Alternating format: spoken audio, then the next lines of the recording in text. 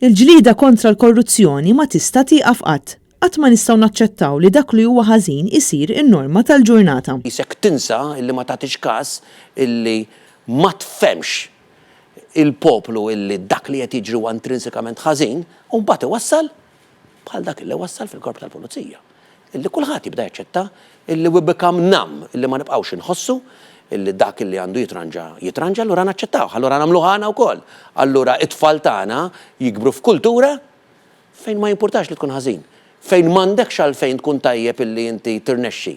Fejn m'għandekx jekk inti qed tinvesti fin-negozju tissisti bil-ħila tiegħek għax hekk tixtri il xi ħadd ħajrnexxielek.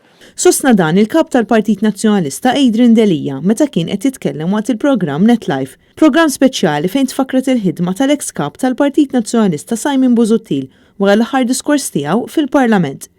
Adrian Delija saħaq li l-Partit Nazzjonalista jrid li sakemm jibqa' jkollna l-gvern li d-direzzjoni tiegħu hija li jkun kompliċi għal korruzzjoni huwa obbligu tal-Partit Nazzjonalista li jkompli jagħmel din il-ġlieda għaliex fl-aħħar is-sewwa jirbaħ żgur u ż-żejt jitla' fuċ l-ilma. Sakemm jibqa' gvern f'pajjiżna illi d-direzzjoni tiegħu hija jew illi jkun kompliċi fil-korruzzjoni, jew li jippermetti l-korruzzjoni, jew li jala għajnejh u jħares band oħra, huwa obbligu sakrosant tagħna illi nibqgħu nagħmlu din il-ġlieda sakemm għax imbagħad trid tara il-pożittiv tagħha fl-aħħar is-sewwa jrid jirbaħ, fl-aħħar iż-żejt jitla' fuċ l-ilma. Adrian Delija fakkar il-kontribut li Simon Busuttil ta' lil pajjiżna matul dawn l-aħħar snin, partikolarment il-ġlieda tiegħu kontra l-korruzzjoni.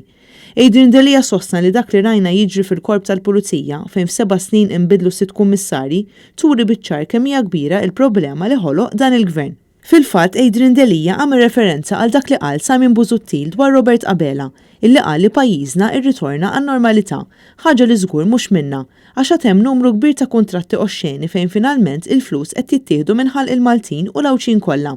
Qed toħodhom il-mediċini, qed toħodhom is-settur tas-saħħa, qed toħodhom il-pensjonijiet, qed toħodhom mis-sara illi hawn min jagħmilha verament u forsi ma jitħallas kemm għandu jitħallas u minflok il-gvern jippermetti illi jitħallsu dawk illi ma jagħmluhiex minn hemm qed jittieħdu dawn il-flejjes illi jekk niġġilduha u nirbħuha din il-ġlieda inkunu minflok nistgħu nirretornaw dan il-ġid, dan l-assi, dan it-taxxi għal ġid komuni għal benessere tal-ċittadini tagħna.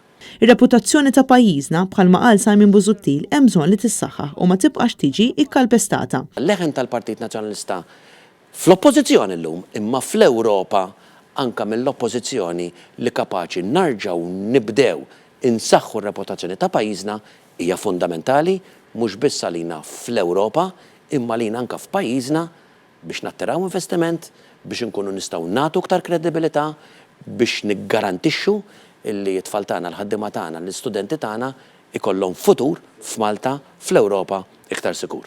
Adrian Delija insista li Malta issa se jkollha leħen sod li se jkun qed jinstema' iktar b'saħħtu fil-Parlament Ewropew.